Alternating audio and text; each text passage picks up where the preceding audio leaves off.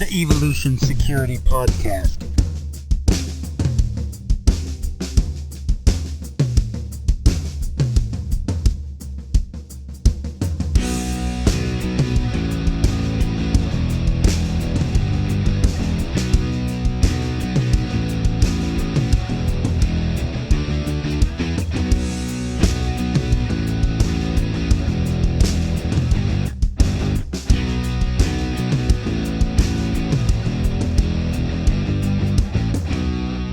This episode of the Evolution Security Podcast is brought to you by Tenacor.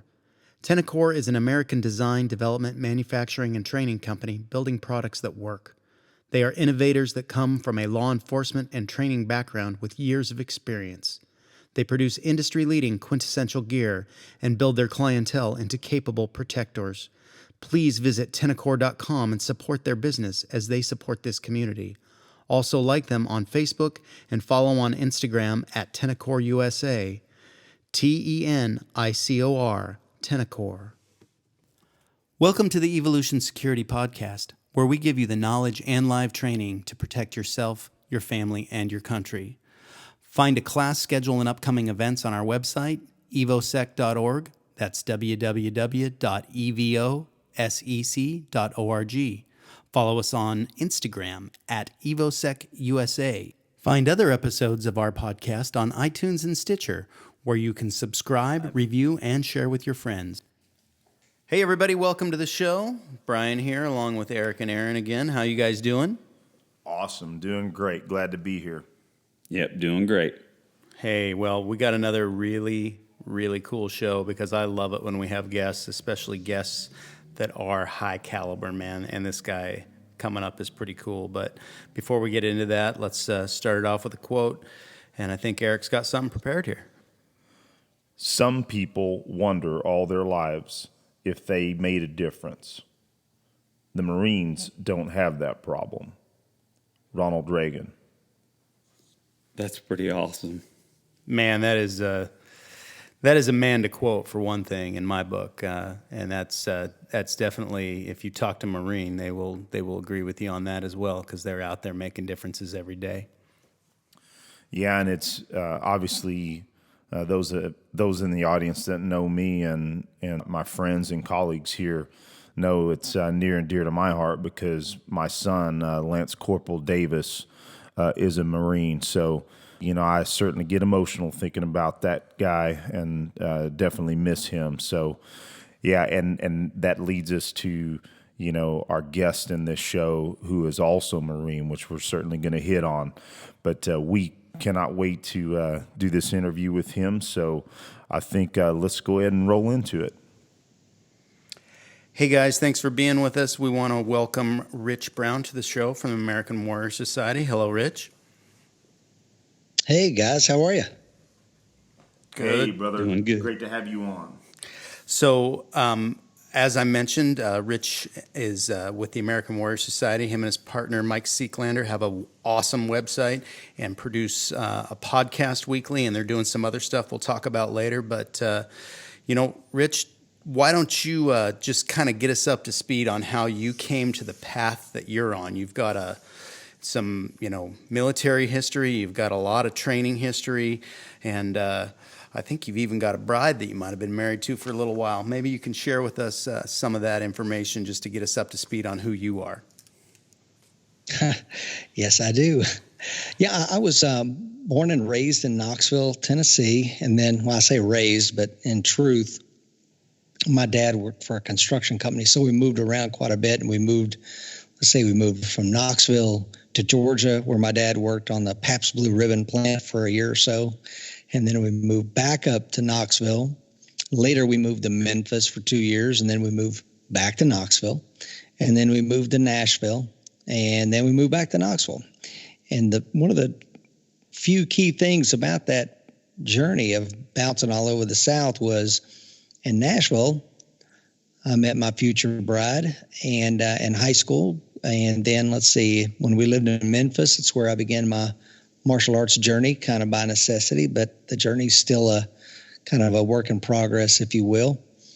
And one of the things that when I met my lovely bride in high school, I remember telling her one day on our way to church, I said, when we were dating, I think we were juniors in high school. I said, hey, look, I got a plan here for us, and this is the plan.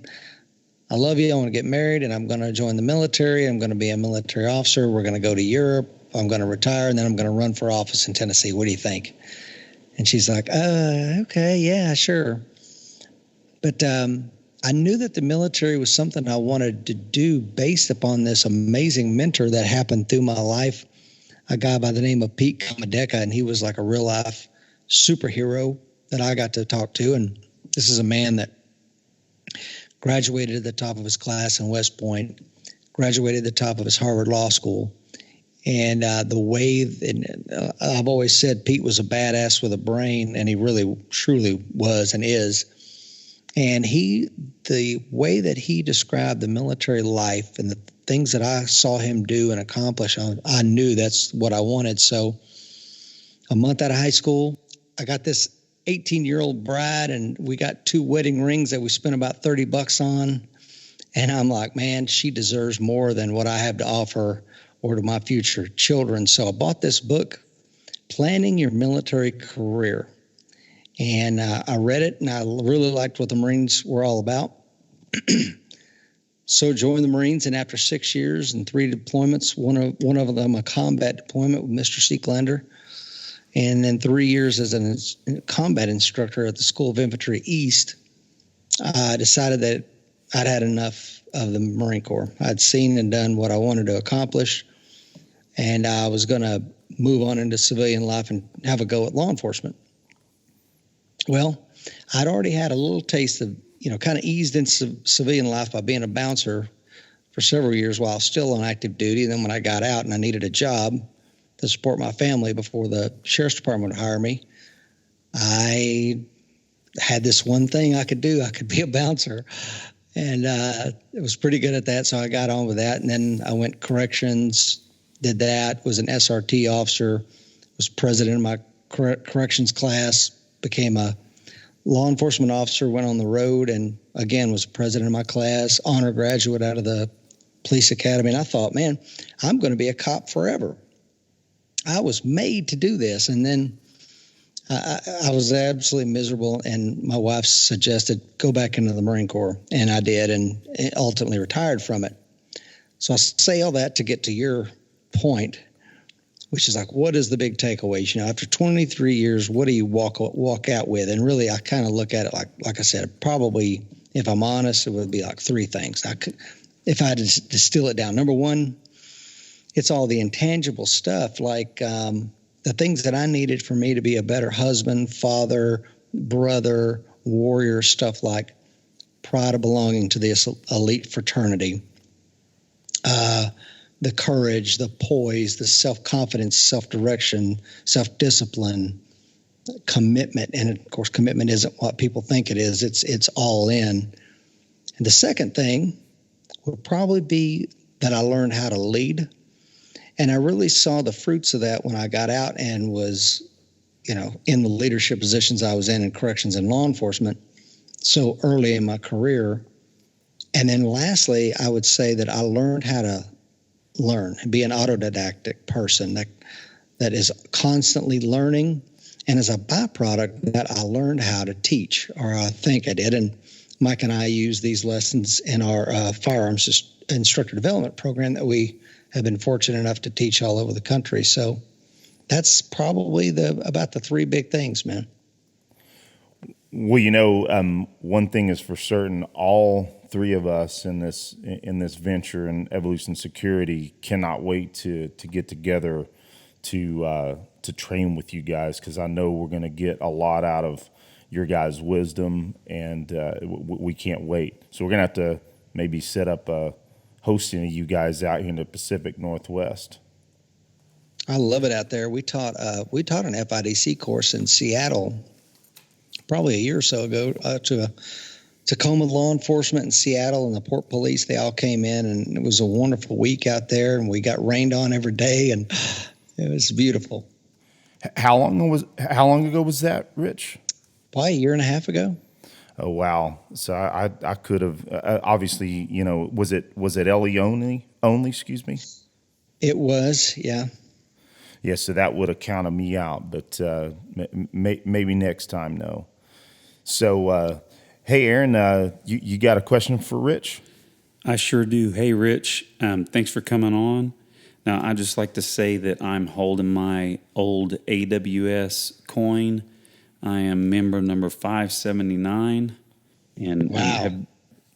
have been with you guys for quite a long time. And I'll just have to tell you that one of the main things, I don't know why I really keyed in on this, but I keyed in on right off the bat the humility that you guys put forth. I mean, with all your guys' accomplishments and your experience, there's still just a significant laid back, open minded. There's definitely times when you guys are sure about your opinions and what you believe in, but at the same time, it still comes with that humility. I'm just curious, is that just natural to you guys? I mean, does it come with experience? I mean, could you expound on that? Yeah, that's a great thing, and I really appreciate that. And let's be honest, I'm an average guy. I listened to your interview with Mike Brown, and I've known Mike Brown for probably 10 or 12 years now, going back to our involvement in the United States Shooting Academy together. And I'm nowhere near as accomplished as Mike. I wasn't a soft guy in the military, and I certainly don't have all the self-defense answers, and nor does anyone, by the way. And honestly, I come from a long line of poor, illiterate Scots-Irish farmers here in East Tennessee, and I was never a great student, never a great athlete, and I was very uncomfortable, even to this day, with that athlete label when it's applied, especially to me. But I had so much physically wrong with me in high school, Aaron, that I could never find a doctor willing to pass my sports physical to play football. And I remember them telling my mother, like, your son needs to learn how to play tennis. He's not built for combat sports. I'm sorry. He didn't say that. He said, what was it? Contact sports. That's what he said. And so I would go out, work out with the guys, and get the pads issued. And then the day come that the coach is like, hey, look, man, Brown, you're going to have to get me a sports physical, or you're going to have to turn your stuff in. And I'd ultimately have to turn it in. But, in the intervening years, though, I've tried to push myself physically to be better. And we'll talk about how that can breed confidence maybe later on if you want. But, I mean, I think that humility maybe comes natural because I'm just a regular guy, nothing special here. Well, understood. But it is apparent. And to me, I've noticed it, though, with almost anyone that I've been involved with that's been world class. You may not like to consider yourself in that realm, but at the same time, you do have some things to stand on for sure, Rich. And again, you and Mike, again, I have to say, too, I mean, I believe you guys have the best firearms and martial arts and fitness, the whole gamut of security, the best show out there. So again, I thank you for doing what you do also. Now, I believe Eric's got another question for you. Roger, Rich, I agree with Aaron. We get so much out of your show. I know we keep saying that, but yeah, and I would say you guys and you are world class as well. And speaking of Mike Brown, to circle back to him, speaking of mentors, I think I told you this on another occasion that Mike absolutely was one of the most important mentors I've had. And he's kind of one of the ones that pushed me to run a training group along with Craig Douglas of ShivWorks. And for a long time, that was one of the most incredible learning modalities for me. It's too bad that it kind of fell apart because of a new gym that I train at. It just hasn't worked out there. But on that note, so I understand you've got what you call the tribe in Tennessee. Is that correct? Yeah, Yeah, we got a little tribe out here, that's for sure. Can you expand upon that? Give us a little idea what you guys are up to. Yeah, well, it's interesting because I heard someone say, and I'm not going to say who it was. He's a retired or a former Naval Special Warfare guy, and he's like, you know what? When I left the Navy in 2005 or whatever, there was nobody teaching tactical stuff and shooting except for me and like Larry Vickers or whatever. And I thought, what an arrogant thing to say, because when Mike and I left the Marine Corps in 1995, that's precisely what we did. We've had two companies prior to what is now probably an outgrowth of those two initial companies before we got to American Warrior Society. And so that tribe, this group of people, this group of men that we're blessed to train with, we train together, we compete together, we roll together, and I pray that everyone finds a group that's half as good as my group. And I think that especially for veterans that are seeking that belonging again, that sense of purpose, that sense of community, finding that tribe is crucial. And they are out there. I will tell you right now, we wrote an article in the American Warrior Society about how to find and recruit and train your tribe so that anybody could do this and develop their own little group. And I think that that's very important. And if guys and gals want to check it out, they're free to go. It's a free article. All of our articles are free. They can go to AmericanWarriorSociety.com and check that out. Yeah, it's an incredible website. We were definitely going to push that during this. We'll certainly circle back around to that and talk a little more about the website.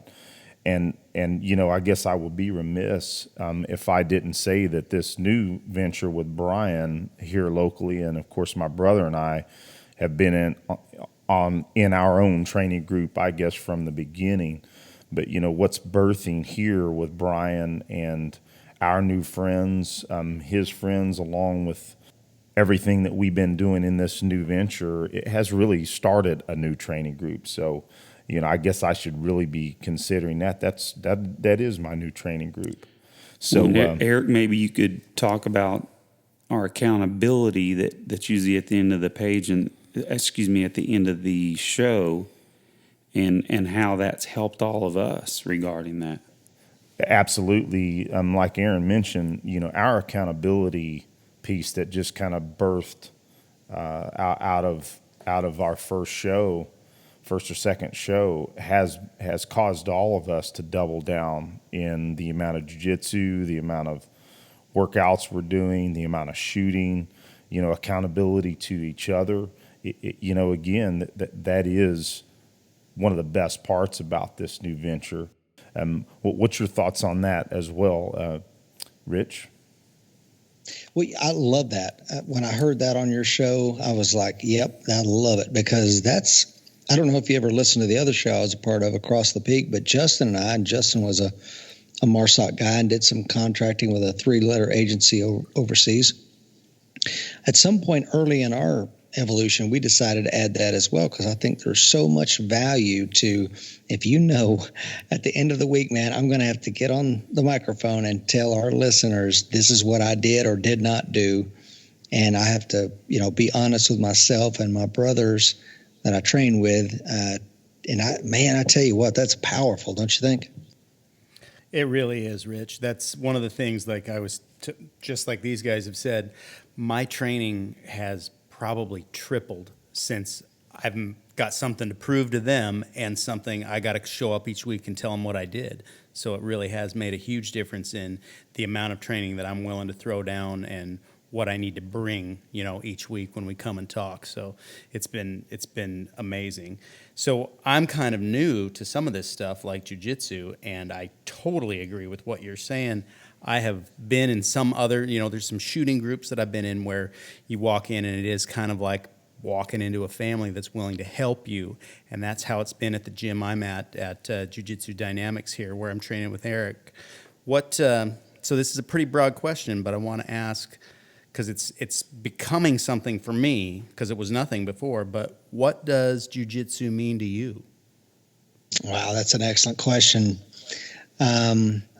I never went to a school that offered wrestling, and I knew that I was really kind of scared of going to the ground because a guy had did the ground and pound on me, and in between two apartment buildings, and there was no help in sight, and I was at the mercy of this guy until he just got tired of punching me in the face. So I knew that it was awful, and the martial arts styles that I had taken earlier in my life, the sensei would just say stuff like, well, what do we do if we go to the ground? Oh, you just don't want to go there, and would leave it at that. And then I took judo in the Marine Corps and fell in love with it. And I did okay with it and competed with it a little bit. But until I retired, I never lived in a city that had Brazilian Jiu-Jitsu. It just didn't exist anywhere where I lived out. So when I got into it, let me back up. The ability to use gravity against your opponent was something that I was familiar with from judo, from being a law enforcement defensive tactics instructor, from being a Marine Corps close combat instructor. And that was all really cool. But then when you get to the ground, what do you do? And judo was kind of but then kind of Brazilian Jiu-Jitsu takes over from there, and that ability to take your opponent's dynamic force and potential and place them in this two-dimensional world that you dominate. And I think that is powerful.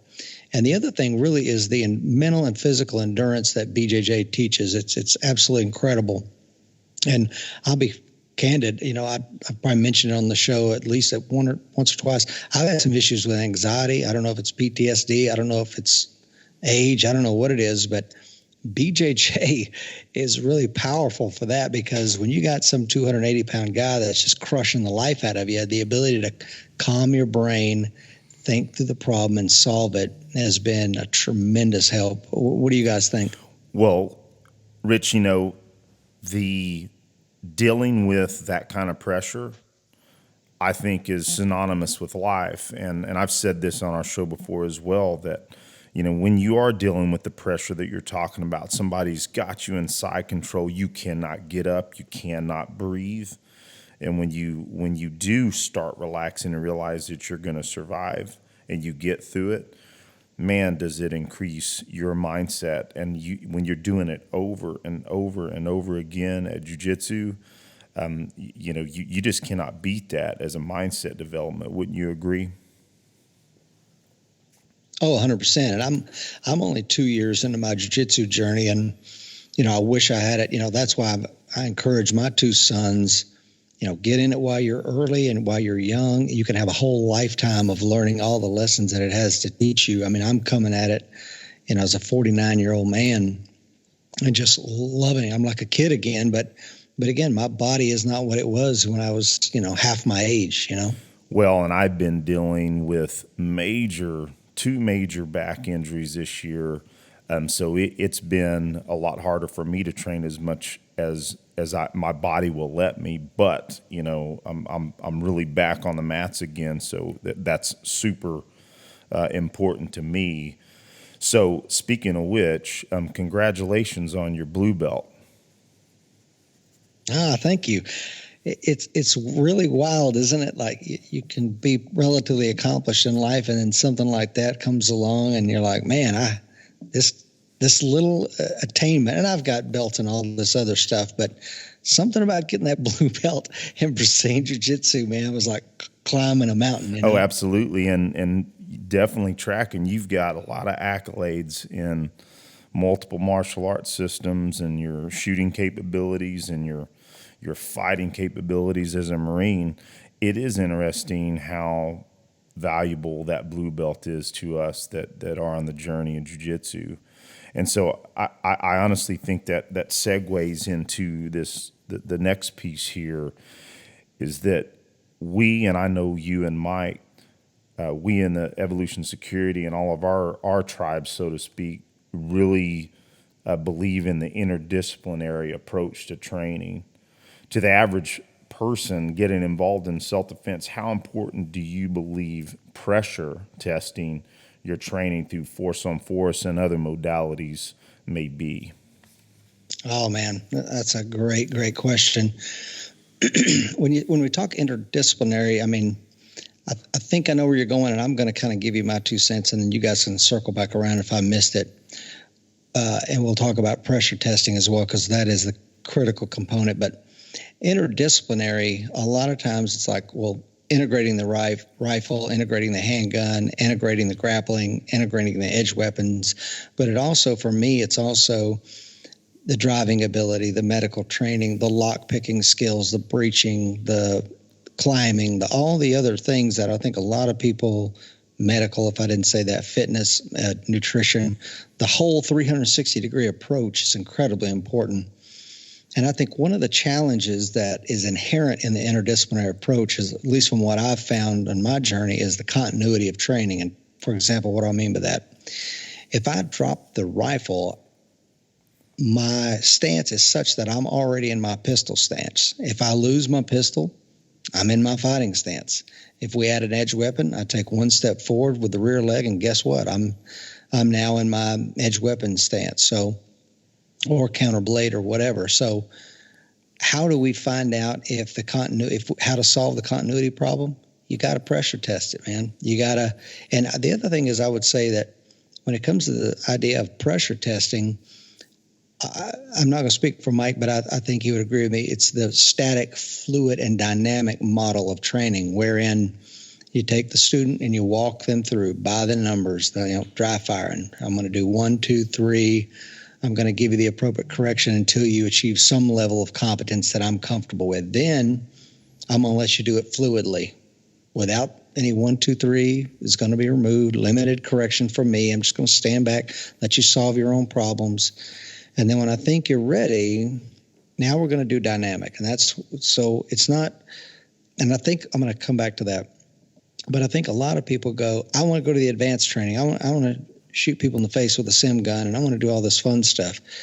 You don't know how to escape the closed guard, and you can't hit a B8 target from 10 yards away. You're not ready for that. We got to build you before we get you there. But once you're there and your instructor feels you're ready, we've mastered the basics. It's time to pressure test, right? And if you're the instructor and you've prepared them, it's time to apply role players, lights, strobes, smoke, artillery, sim guns, marking cartridges, pain penalties, casualties, blood, tourniquets, whatever. Because if you're not pressure testing, man, you're really not training to win. You really don't know what you don't know. And I think competition's a pretty decent way to pressure test it for most people. Can you pull it off in a match when the buzzer goes and your mates are all standing behind you watching? Can you pull it off on the mats with your fragile ego on the line and your coach, watching you every move you make? And I think a lot of times some well-intentioned folks will lie to themselves that they're ready without ever having pressure tested. That's my 2 cents. Well, that's a lot of 2 cents. And what I would say to that is I think what you enunciated or enumerated is exactly what all folks serious about self-defense should be focusing on. And you hit the whole gamut and very well represented what folks should be doing. And again, that moves right into kind of a follow-up on this. And I think this may be self-evident, but you might have a slightly different take on it. When do you think that folks should start to pursue that type of pressure testing?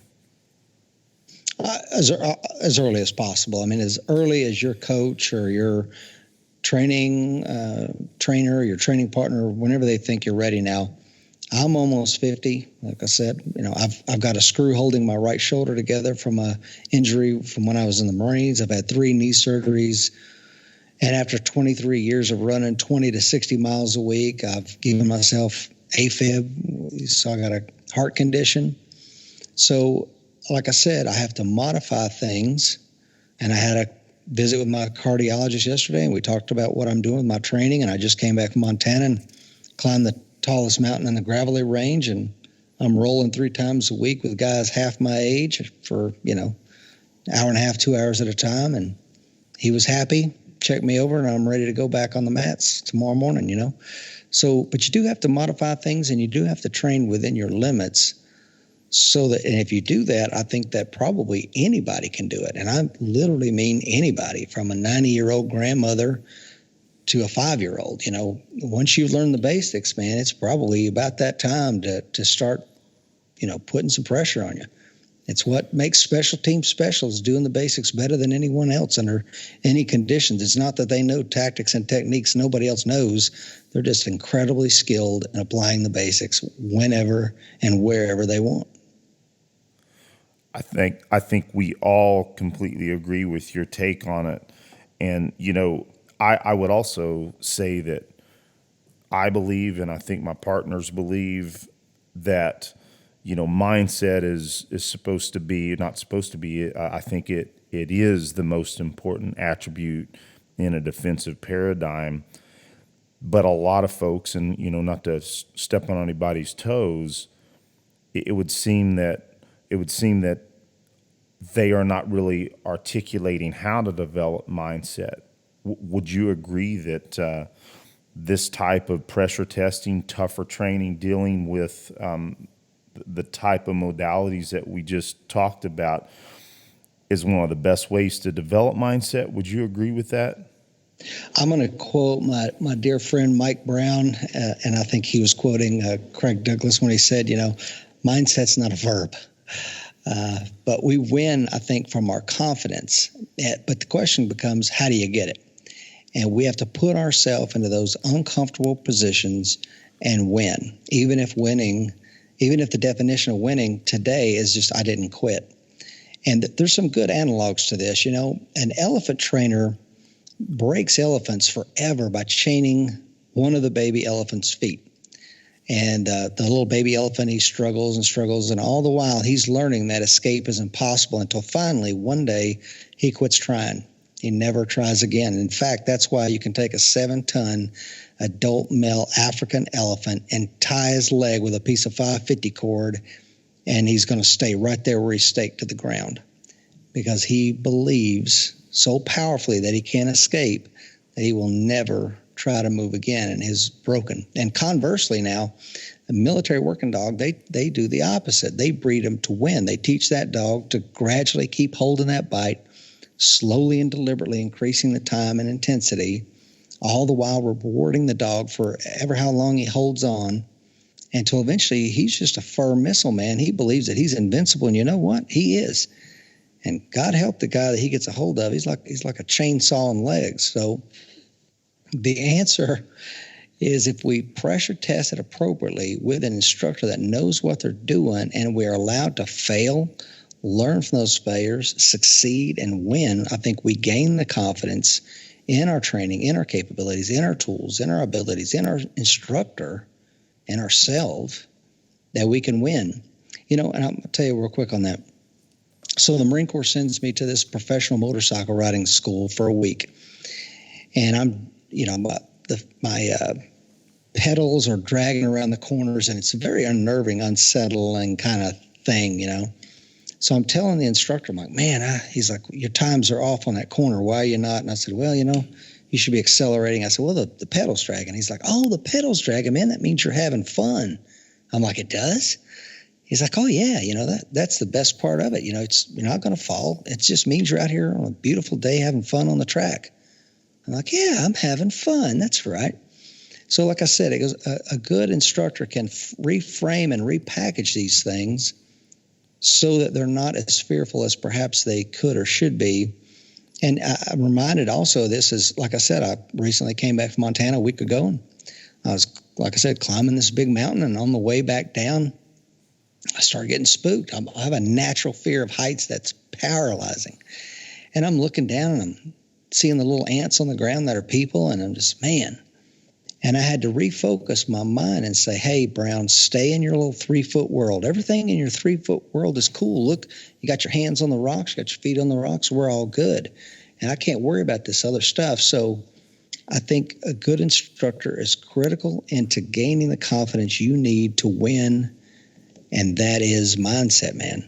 And I think BJJ is great at that. I think combatives is great at that. I think shooting under the right set of circumstances can be really great at that. What do you guys think? Absolutely. I mean, you hit on competition being a huge mindset developer. William April talks about novel stress, and that the mind cannot tell the difference between novel stress. And so, shooting a match is novel stress. Pressure testing is a novel stress. So I think that kind of really pushes in, since we've been on this subject. Incidentally, Mike Brown pushed me into the relationship with Craig Douglas of ShivWorks, and incidentally, EvoSec, all of EvoSec is going to be in ECQC next week. We're hosting him here in Olympia for, I guess it's the fourth time I've hosted him here. And now with Brian and Aaron being a part of the business, Aaron's taken the class before. This will be Brian's first take at it. And Aaron's boy, Josh, is going to be here for it as well. So it's going to be awesome. I love that. And, I'm reminded, somebody was recently telling me, another man that I really admire, and he was talking about being nervous in the presence of some other man. I can't remember the exact context, but I just remember going, I think one of the benefits of having a background in conflict or whatever, being a corrections officer and working around inmates and having to fight inmates and being a bouncer for 4 years in clubs where there's violence every night, being a law enforcement officer. And at some point you become comfortable with that, and it allows you to be more relaxed in your own skin, be more confident, more laid back. And I think the only way that you can do that, like you were saying, is you have to put yourself in those uncomfortable situations. I would love to go to ECQC, but when I put that FIS helmet on and get out there with a sim gun stuck down my pants, my heart's going to be beating out of my chest just like everybody else, right? But you got to do it. No, that's great, man. And I'm really excited to be going to my first ECQC, and I've already let Aaron know that if we get tagged up for an Evo with a sim gun, that if I get to the gun first, the magazine's going to be empty. So he has that warning coming, but we'll see what happens. It's I'm really looking forward to it. But going back to your your website, you are a really big part of the articles that are written on there. You don't just garner information. You're actually an active participant in that stuff. And if you could direct someone coming to your site that might, be a little overwhelmed, is there one or two articles that you would say, hey, start here, or this is some of the most important stuff we have shown up here? Would you give a roadmap maybe to your website? Sure. Thank you for the kind words about the website. It is a labor of love, and we've had hundreds of and I don't want it to just be Rich Brown's opinion. That's why I'm constantly seeking others and kind of curating their content. And we've been very blessed to have some amazing guest authors, CIA guys, military interrogators, FBI guys, cops, SWAT guys, of course, me and Mike. And we've had, MARSOC guys, BJJ black belts, like, Cecil Birch recently wrote an article for us, forensic pathologists, ER doctors, you name it. So, and literally everything, social workers and attorneys, you name it, and they're all free. But if I was to pick to say which two that I would recommend out of the probably 200, I would say there's a really good situational awareness article that we just put together. And I think that I'd been kind of on to Mike for a while.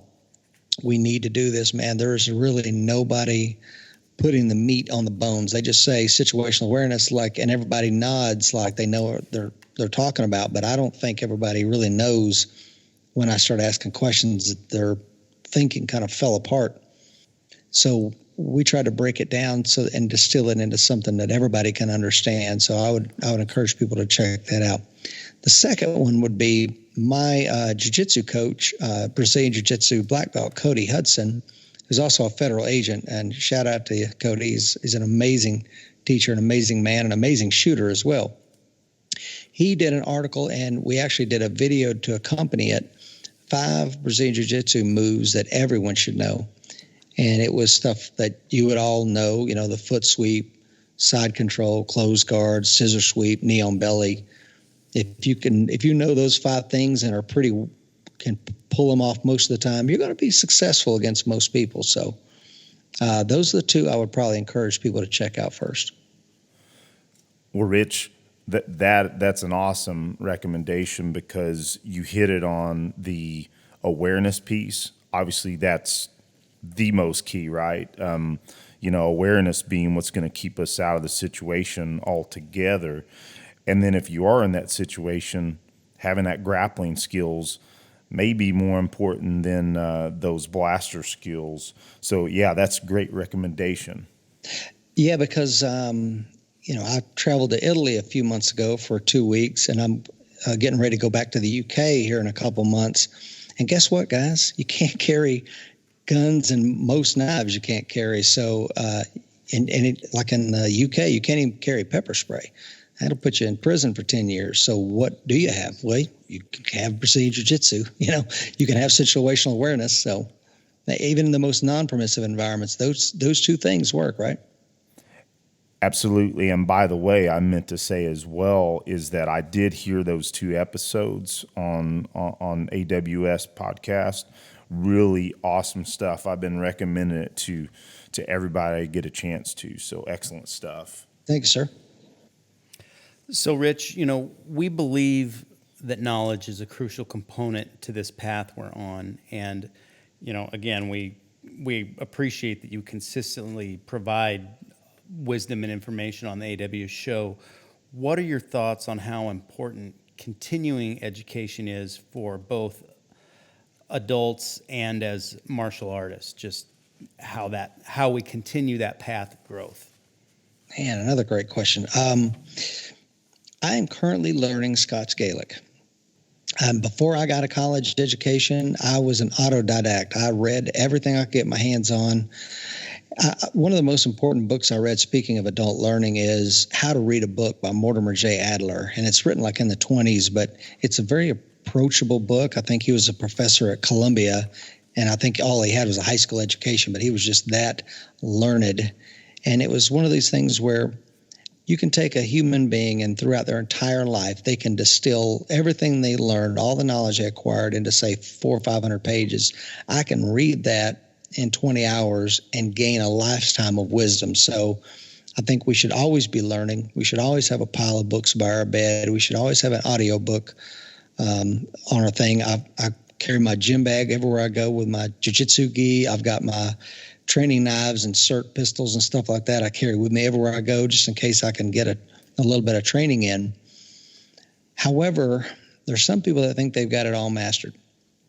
And I think that the minute you start feeling like you got all the answers, remember that you're probably just sitting at the peak of the Dunning-Kruger effect. If you guys are familiar with that, are you familiar with that cognitive bias? Absolutely. Yeah, that's a very important concept for sure. And I'd like to say it's very strong in the gun and martial arts community. I know, and that's a shame. And I'm not that deep into a lot of other communities, but I would imagine that it may be there. But you're probably right. It probably is more in that community because there's a lot of people that think they're a shooter, but they don't have a frame of reference for what that is. Like everybody thinks they're a good shooter, and then they go shoot their first USPSA match, and they go, "Oh, I didn't know you could do that with a handgun." Or they think they're a good scrapper, and then, I'll give you a case in point. At my gym, this big, good-looking kid comes in, and he was a cop, and he could literally bench 400 pounds. I've seen him do it. He comes in and he tells my jiu-jitsu coach, "Yeah, I'm paid up for a month. I got my gi coming. I just ordered it on Amazon, and I'm ready. I'm going to be here every time the doors open." Fantastic. And he got choked out probably 3 times in 5 minutes by a 15-year-old high school kid who weighed about 150 pounds. And the kid was like a 4-stripe white belt. It wasn't a brown belt. And it humiliated that guy, and he left and never, ever came back, even though we were telling him he was doing it good, trying to pump him up. But that fragile ego, he just refused to learn any further. So I'd say keep learning, learn the problem from all angles, turn that map around and see the problem as your opponent sees it. keep your brain learning, man. Keep it active, and lastly, be careful what you put in your head. That's another danger. I think that there's a lot of people out there that follow some of these instructors that probably need to do a little bit of homework on their background and where they got what they're teaching, because not all instructors are created equal.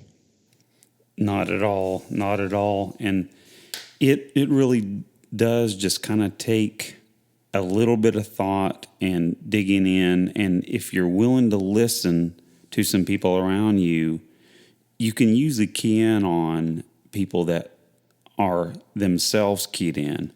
With all of these martial arts topics we like to talk about, these shows, lots of individuals that get interviewed, that we're talking about all the blasters and jiu-jitsu and all those things are great, but I like getting a little bit more personal information. So outside of training, martial arts, and I'm even talking reading, what else besides all that stuff of continually getting educated and training and shooting, what else do you really enjoy in life?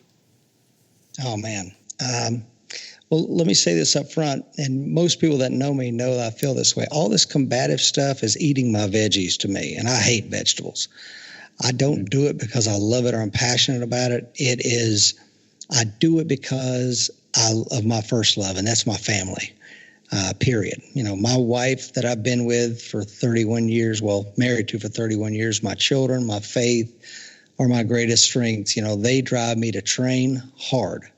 I want to provide them with a life of safety and security as much as I possibly can. I want to protect them. I want to be a better man for them. And I think that I can do it through the pursuit of the things that I pursue. Now, aside from that, aside from my family and all that other stuff, I really do love learning. Like I said, learning Scots Gaelic, this dying language that very few people speak, is a labor of love. It's going to be something that I'm going to be doing for years to come. I recently started knitting. Yes, laugh, judge me. Yeah. But judge me. No judgment here at all, Rich. I think that's a great idea. And I enjoyed writing. I taught at a creative writing workshop for veterans dealing with PTSD. I was one of the instructors there when I was in the Marine Corps. I did it again as a labor and love, didn't get paid or anything, just volunteered to help these guys process that stuff, put it in a creative form, and help them deal with that. And matter of fact, I recently found out that this is pretty cool. I found out about 2 weeks ago that an article I had published in the Marine Corps Gazette on ethical leadership ended up being a 400 level class at the University of Michigan. So I'm pretty proud of that. But so, wow. Yeah. Oh, and I tell you, that's one thing. Let me back up to my brother, Mike Brown, who's not my brother, but I wish he was. But he, when I met him, I knew that he was different. Now, the context I met Mike Brown in, if you don't mind me going down this road for a minute. Absolutely. Was we had assembled for the adjunct instructors at the United States Shooting Academy. It was a who's who of the baddest dudes in the continental United States. We had Force Recon guys, Delta guys, Team 6 guys, FBI, HRT, all these former dudes, and some of them are still active at the time, that we flew out to Tulsa and we spent a few days with and stuff like that. Well, Mike Brown was one of the guys in the room. And we did this little psychological survey on everybody, really brief. But everybody had the same type except for Mike Brown. Mike Brown's was more like an artist or a poet.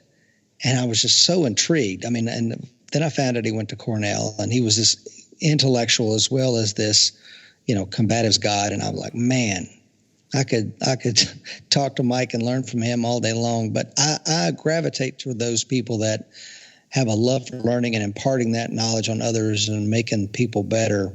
So anyway, yeah, that's the kind of stuff I'm into. Well, I'll tell you this. I can't remember if this was at the end of the last show or not, but I have the pleasure of having him about 15 miles away from me, and I have been taking some private lessons from him to key in my pistol shooting right now, but one of these days I'm sure I'm going to take some private BJJ lessons from him. There's a lot to learn from him, but man, he's really, I mean, you squeeze off 2 rounds and he goes, okay, now this is what we need to work on. Yeah, there's great trainers out there, man, and there's people that probably shouldn't be in law enforcement, and he's such a well-rounded, like I said, an intellectual and a learner, and somebody that is a great teacher and mentor, and very fortunate you guys had him on the program, and very fortunate you guys get an opportunity to train with him. He's a phenomenal man. Yes, sir. Now, real quick, so and even lighter note, this is one of my favorite questions because I am a musician, and if you hear the music that's on the show, that's me playing, and I've been yeah, I've done that for a long time, and I'm a duck and water with guitar. But so one of my favorite questions is, what are your 5 favorite bands or musical artists? No judgment here. I want to hear what your favorites are. Yeah, when I heard that, listened to your show, and I kind of saw that this was a theme here, and I'm like, okay, this is probably going to come out. What is it? I had to think about it. I would probably say, and again, there's a duality to this list if I had to come up with a list, and that is probably like Josh Groban. When I would write or I would sketch, I really like to put some Josh Groban on. Probably number 2 would be U2, the Joshua Tree, Rattle and Hum. Yeah. Oh, my God. I mean, I'm a kid of the 80s, right? So thirdly would probably be Sting, although I'm really getting into Blue October lately. I really dig the lyrics that they're writing. 4th, Frank Sinatra, big fan. Always, slow dancing with my bride to some Frank Sinatra on a Friday night and some red wine. Can't get any better than that. And the 5th thing would probably be any kind of 80s synthesizer pop like Depeche Mode or The Cure, New Order, stuff like that. But if I'm lifting at the gym and I need something hard, it's going to be AC/DC, Metallica kind of stuff. But that's my list. I'll tell you what, that's a lot of great artists, and I'm just keying in on your Frank Sinatra here. As a rock musician, a lot of people kind of assume that you're just into the kind of music that you play, that you're kind of closed-minded. But I'll tell you what, as a rock guitar player, I'll tell you, it's not Frank Sinatra, but it's still a segue. Harry Connick Jr., I'll tell you what, he may be the most talented person alive. And he took a lot of influence from Frank Sinatra. So I saw Harry Connick Jr. a couple of years ago, and I could not believe the amount of talent, on that single stage, including him and his band. And the guy ripped it up at about 5 or 6 different instruments all night. And so, again, that's a great list, and thanks so much for letting us know about that.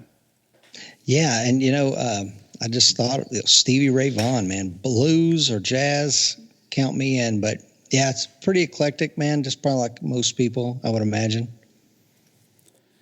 Most definitely. I love that list. It's great. And a big thumbs up for Metallica. That's my favorite band. Oh yeah. Well, Rich, the fact that you mentioned the band New Order at all, I was trying to figure out how to get them on the show, and you did it for me. So I appreciate it. All right. You're welcome. Well, I think we've probably gotten down to the end of the show here. We're coming up on the mark where we try to hit. And are you? Is there any parting thoughts you want to hand out before we go? No, guys, just thanks for what you're doing. I know that putting these podcasts together is a lot of work, and I think that the community is a better place for the stuff that you're putting out. I mean, I know that you've only been doing it for a few weeks now, but I'm loving it, and keep up the great work, guys. Thanks again for having me. Awesome. No, I appreciate it. And just so I don't botch it, I'm going to let you tell us where to find you. I mean, I know we've talked about the podcast and the website, but please shamelessly plug your stuff right now. Well, Friday mornings at 6:30. You can join me for Coffee with Rich. It's a new thing we're doing on our Facebook page, so like us and follow us there at American Warrior Society. We're on Instagram, Twitter. Listen to the show. It's free, American Warrior Show. It's the Mike and I's podcast. You can find us at AmericanWarriorSociety.com and take a free month's test drive on us, man. It's no obligation. And check out all that we got to offer, not just in articles, but also all the training modules that we have available. All right. Hey, Rich, we really do appreciate you being here. Thanks for being on. Thanks, guys. Man, that was an excellent interview. I was really, that was one of the funnest interviews I think we've ever done here on the show. And I just really, again, want to thank Rich Brown for coming out and doing that. So we're up against the accountability portion of the show again. And I'm going to turn it over to Eric. Thanks a lot, Brian. So this week was kind of interesting for me, jiu-jitsu wise. I had a work trip to San Diego. And for those in the audience, I'm sure there's a lot of folks know who Jocko is. Who's influenced a lot of us and probably has contributed to why we're doing this. But anyway, I was in San Diego and I was so excited. This is like the third time I've been there. And I showed up at Victory MMA, and unfortunately, Jocko wasn't there again. Unfortunately, it's not because he's not training. It's because he's a busy guy. And incidentally, I think they were in Maine doing the immersion camp. So, but I still got some training in at the gym. Excellent time there. So that was part of the week. Hit up Jiu-Jitsu Dynamics early in the week. And let's see. So I had less workouts this last week because of work. I had 2 morning workouts. And as far as shooting goes, it was real challenging for me to get to the drill this week, but I did make it to the indoor range and knocked out the 15 yards. And I came in at a 91, so not like I wanted to be, but I'm improving on my accuracy. So that was my piece as far as my shooting this week. I dry fired 5 times. Yeah, 5 times. Also did quite a bit of reading. Started a new economics class online with Hillsdale, and so enjoying that. So that was my accountability for the week. How about you, Aaron? All right. Well, I had a crazy busy week.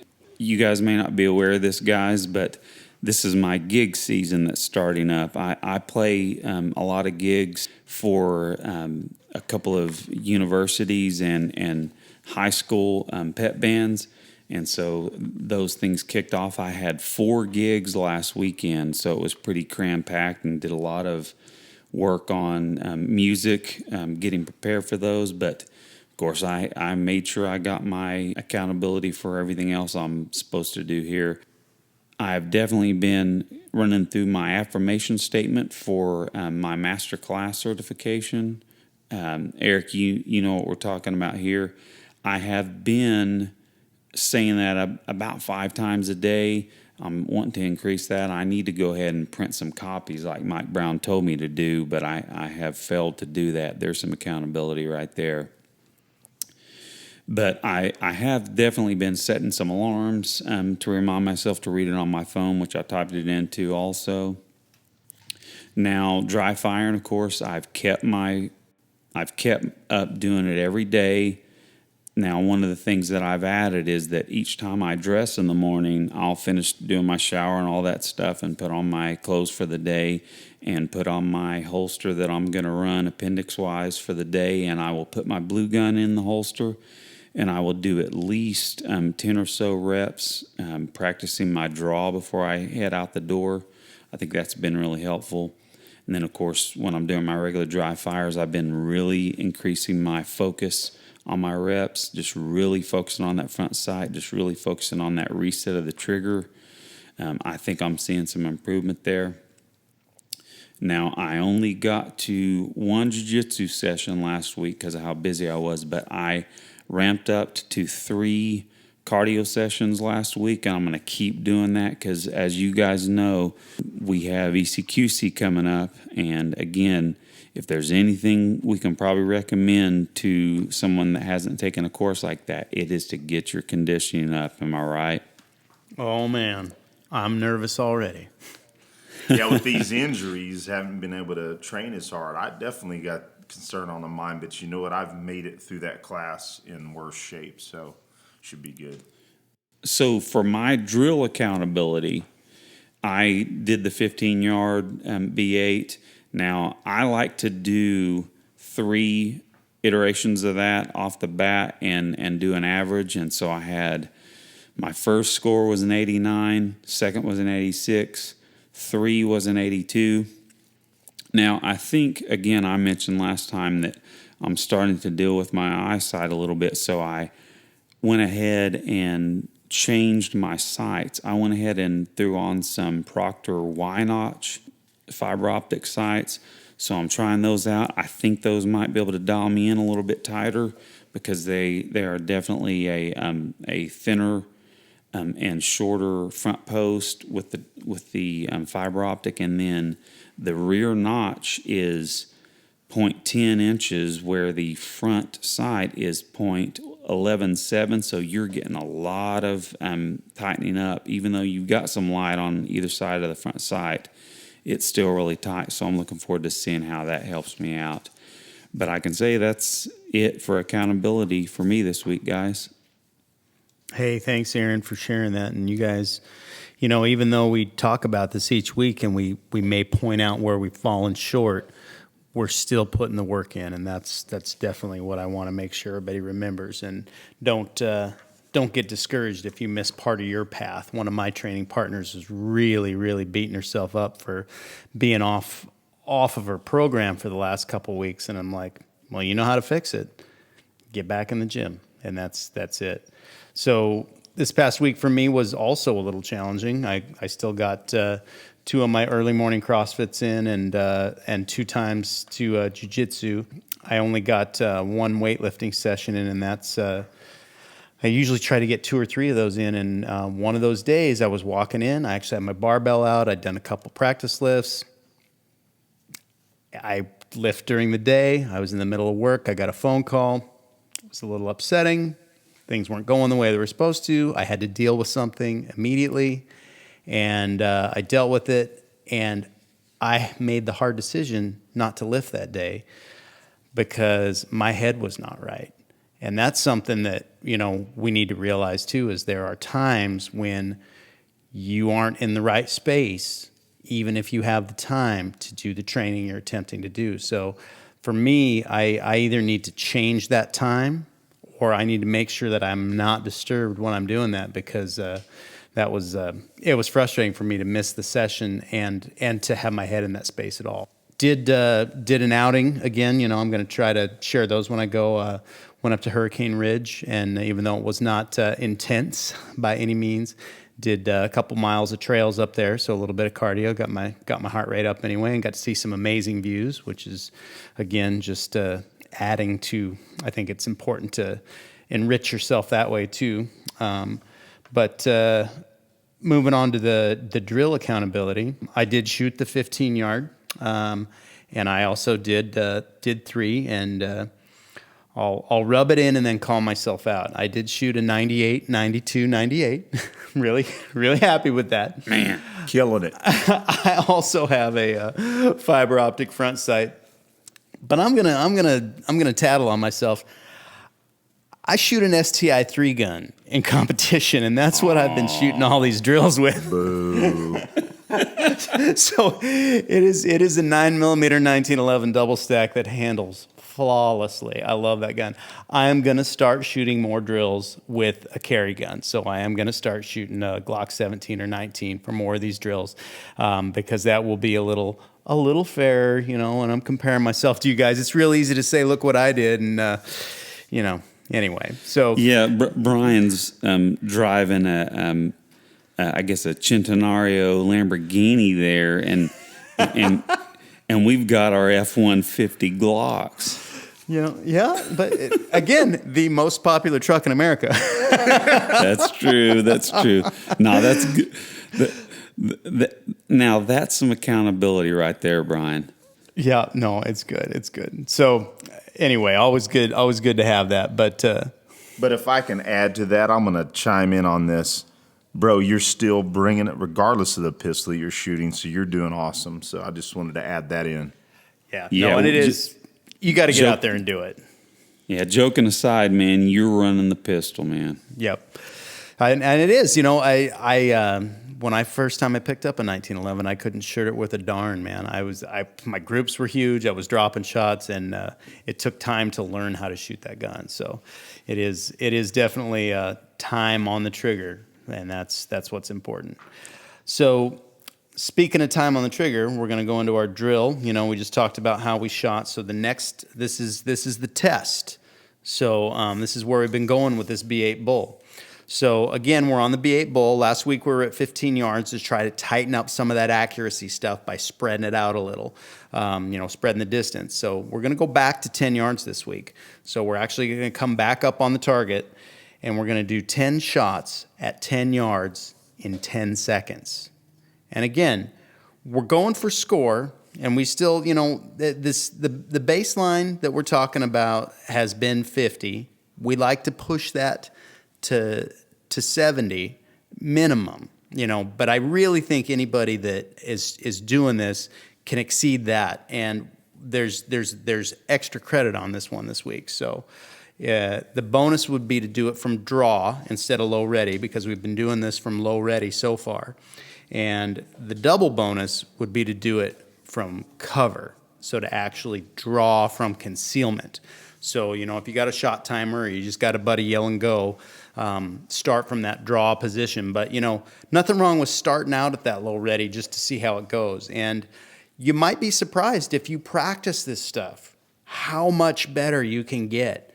When very first time I started doing something like a bill drill, it was like irritating. I'm like, why am I just wasting this ammo? And after shooting it 4 or 5 times, I started to understand. So that's why we do these drills, and why we've been kind of stretching them out in this kind of fashion to, bring it on and then push it a little further. And here we are. This is the test for this week.